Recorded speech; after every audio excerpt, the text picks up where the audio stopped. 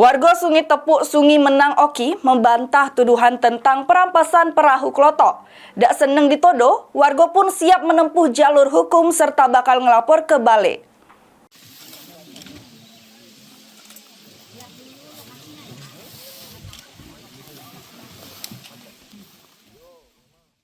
Perlawanan dilakukan warga desa Sungai Tepuk, Kecamatan Sungai Menang Oki, karena laporan yang dibuat oleh Lina tentang perampasan perahu klotok dinilai tidak sesuai dengan fakta.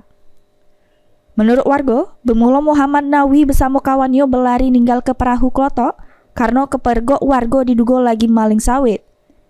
Karena kecapean, Muhammad Nawi meninggal dunia tidak jauh dari tempat kejadian tersebut. Inisiatif warga, perahu klotok beserta sawit sama peralatan untuk menanam sawit diamankan ke balai desa atas perintah kepala dusun. Pas polisi datang ke TKP untuk selek barang bukti, perahu klotok sama isinya dititipkan di rumah perangkat desa. Namun Lina, kakak kandung Muhammad Nawi yang meninggal, ngelapor ke warga dengan pasal perampasan. Warga menilai ada dugaan paksaan dari laporan tersebut, karena sebelumnya Lina juga ngelapor ke tuduhan pembunuhan Muhammad Nawi. Namun laporan tersebut terbantah ke sesudah polisi melakukan penyelidikan. Warga pun meminta keadilan serta perlindungan hukum ke Presiden Prabowo Subianto, Kapolri serta Kapolda Sumsel karena tidak sesuai dengan fakta yang terjadi.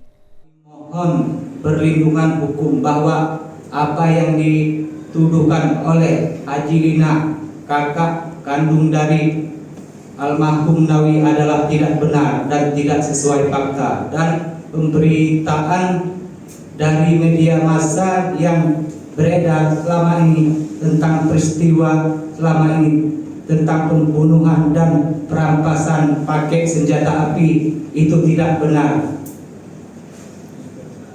Perampasan di Desa Sungai Tepuk adalah tidak benar. Itu baru salah satu itu yang masa pembunuhan itu unsurnya tidak terpenuhi. Oh, sudah dihentikan berarti.